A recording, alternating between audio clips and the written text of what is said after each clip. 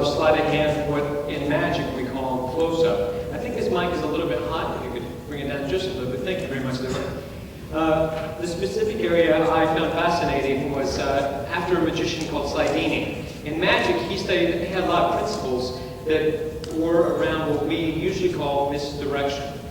Misdirection is kind of a broad term and kind of a misnomer for the general public. We usually think, oh, one hand is focused while you try to not focus on the other. But if you look at the definition of misdirection, it's directing a person in one direction while you're doing something in another.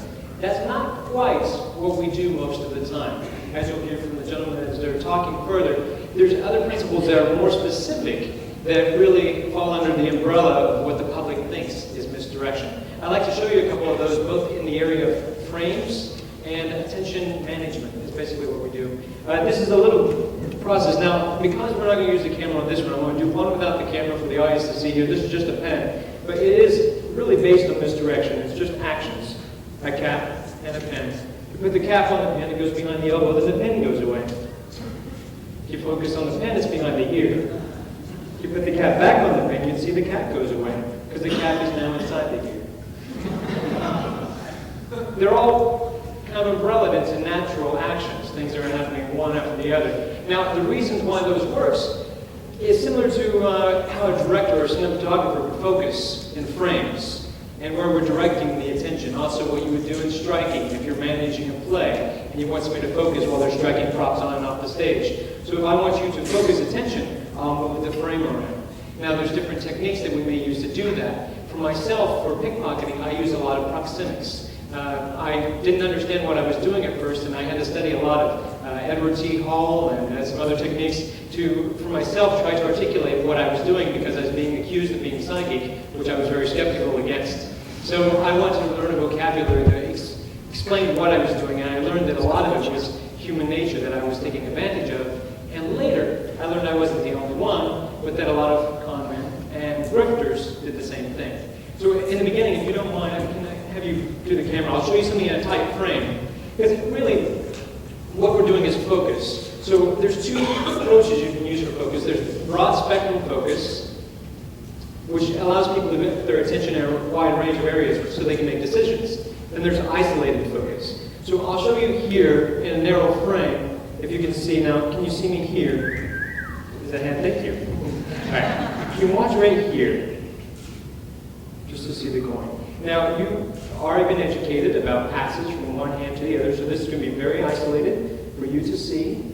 The rest of you can watch either my hands or you can watch the screen. But as you watch the coin go in, you see it just goes away. Same thing now. Come straight back. Now, this is in an isolated frame that's happening. So that's in a very specific moment. Now, for me to do that, if we have larger movements, I have to shift those frames around. I'd like to do that too. Thank you very much, Teller. I appreciate that. Thank you.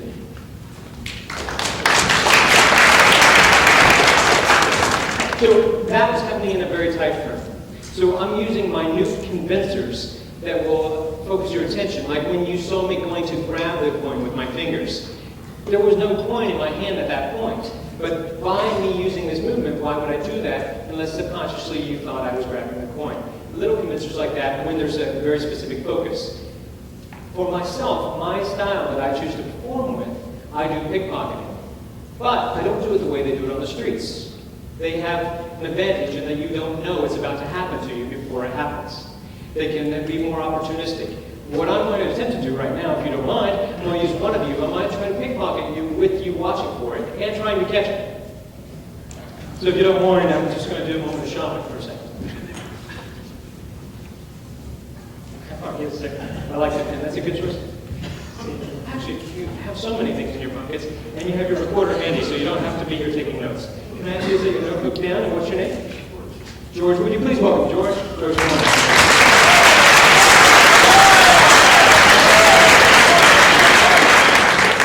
Now, George, me saying that I'm a pickpocketer, obviously it seems like a bit of a challenge, but I'm going to do it a little bit different way.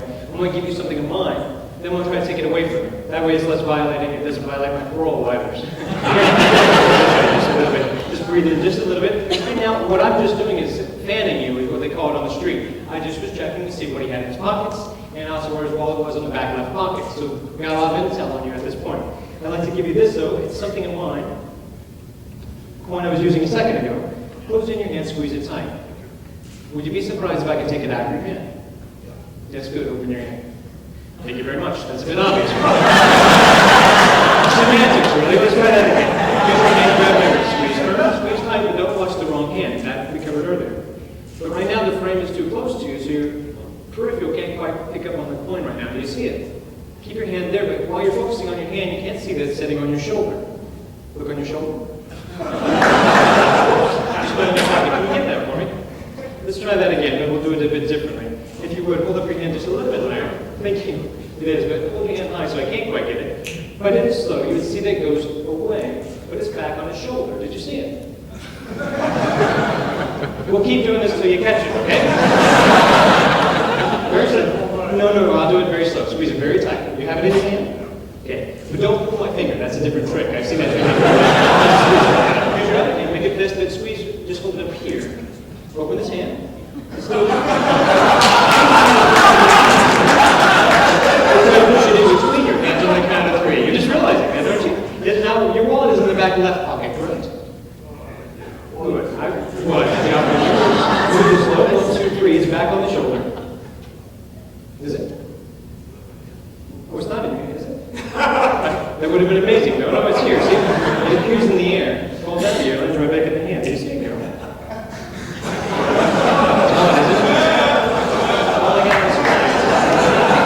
Took a while to rig that up, actually. Send it back up. We'll do that again just for the amazing lack of response. I realize we have skeptics, so I'll do it backwards. Thank you. Perhaps close by. You had so many things I wasn't quite sure where to begin. This wasn't something of yours that was. Hold on. Usually I put it in my pocket, but that's not what I was looking for. You really didn't have one. Creative, you're gonna hurt yourself. Inside the pocket, you had a pen a while ago, but you had so many things it was really confusing to me. That's not what I was looking for. What did you have in that pocket? Anything? This is there was like a napkin or tissue in this pocket? My gosh. To be honest, I'm not sure that I've actually pickpocketed a scientist before. So I know how to do indexing as I go through somebody's pockets.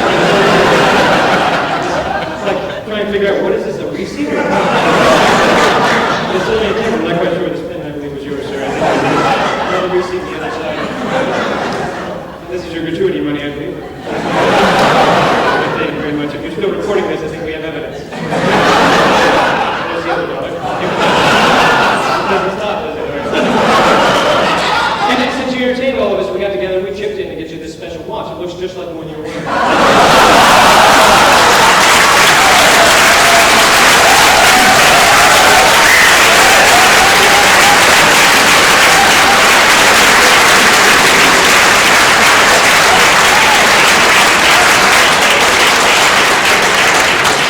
His time is so big, not just because he got the applause, but because he still has my coin in his pocket, but I don't forget.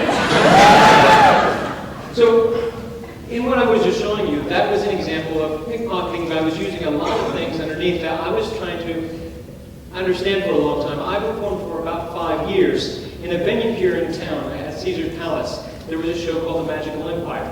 It was similar to an adult Disneyland in that it was kind of like a theme park. It had a turnstile where 24 people would come in at a time and be issued into small chambers to be entertained. I was their initiation to the show, and they had me do a 10-minute pickpocket act where I would pickpocket 3 people.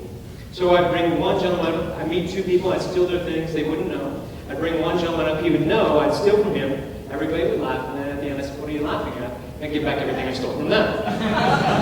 I did this isolated piece every 10 minutes, 6 times an hour, 5 hours a night, and 5 nights a week for 4.5 years, so it was quite a long time. So in that, I started to see that there's certain personality types and certain movements that people were more interested in, that they would follow. There were half circles versus short lines, and things that in magic, what we had described as principles of misdirection, that for me seemed to be sometimes more specific. So what I'd like to show you in a couple of those things is, again, if I may use you so you can bring my coin back to me, And I'll show you how that works. Would you guys like to see the behind the scenes of how that happens? Now, George, there's a couple of things when I'm approaching you.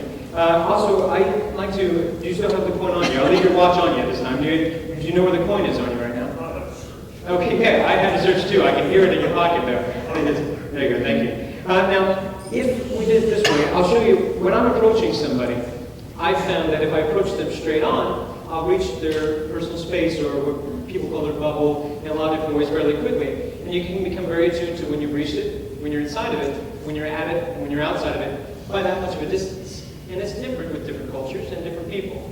But for me, I found that if I broke eye contact and came close to the side, I've now closed that gap. So from the side, the gap is much smaller. So if I kept eye contact when I went towards him, he would maintain eye contact for me if I came around to the side. So in order to go underneath that space, I had to break eye contact to get inside of his personal space. It was almost like giving him permission to go inside of his boundaries. Because otherwise, he would keep a fixed gaze on me as I came back around to the side. So in order to make him comfortable, I had to break eye contact, come down to the side, and now he was comfortable. If, later on, now, I'm jumping a little bit, when I talked earlier about attention management, this is where I think magicians are sometimes saying we can control people's attention. I think of it more like water flow control. We can create avenues to channel the water, but we really don't know which way they're going to go, and we can only hope to surf that or monitor that. So for myself, that's what I try to do. I try to create avenues that might work. Earlier, when I was doing the small frame, I was creating an isolated focus. So you had no choice but to watch on that side of that frame or to watch me personally. And I can very much control your attention. In this type of situation, I have to create variables to avoid confusing him. And that's the hard part for me, because I don't want to completely confuse him, but I want to slice up the pie of his attention. So I do that through conditioning, the misuse of his proximity. So if I'm here and I want to split his attention, and I don't want him to focus on my hand when I'm doing one of those vanishes you saw earlier, I'll bring my chin up into his personal space. His head will whip up to my face, and he won't focus on that movement. So I'll use those type of things, along with when I was talking to him a while ago, I mentioned about the coin, I put my hand on his shoulder, pat his shoulder. I'm not putting a coin there, but now he's saying, could it be on that shoulder too? I mean, he doesn't want to look at it. So those type of things, I'm giving him these variables, I give him choices that just, I'm doing that right at the same time that I'm taking this. Or I may say, what's your back pocket button? And he's asking, it was in my back pocket. And as he's thinking that, he's losing something else. So I use those multiple points, kind of, it is, for me, that's, when you're talking about the exchange, that's what excited me, because a lot of my things are through personal study. I try to find resources to study more about this. But these principles here, along with the movement that I find very interesting, I'm trying to understand why it works, but I noticed that the eye seems to be more attracted to arches than to straight lines. So if I'm taking something out of his pocket, or I'll show you with a coin here in this motion, George. If I'm using this and I vanish his coin, the attention will snap back almost like a rubber band to the other hand. My theory is that it's kind of like an animation where you have 2 points, A and B. So there's only 2 points of interest to go. But if I do this, I have more time because it's formed an arch. So it's like there's A, B, C, multiple points. It's almost like if somebody were to hit a baseball and you watch a line drive, you're going to assume where it's going to go. You're not interested in all those points of information. But if it's a line drive, it starts bouncing up and down, we'll follow it like a cat does a string. So those, I've learned through motions like that, if I want to take something out of his pocket, if I'm here and I bring this as a motion out of his pocket, if I go here, he's going to split his attention between this coin and his pocket. But if I go here and bring this in an arch, he'll follow it like he's hypnotized.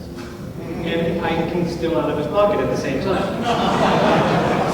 So those arches work almost kind of in the concert of a circular flow. So that's something I've noticed. Thank you very much. I appreciate it.